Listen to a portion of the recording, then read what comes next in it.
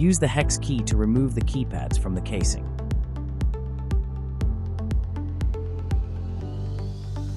Swap the keypads round and refit using the hex key. Ensure that the flat spindle and rubber gaskets are in place. And that's it, you've successfully changed the handle. Continue watching to see how to install the handles onto the keypads. First, remove the rubber cover from the handle. Then, unscrew the screw using the hex key, placing the handle to face opposite the latch thread and fore-end plate. Secure the handle with the hex key, and place the rubber cover back on. Repeat the same process on the other side.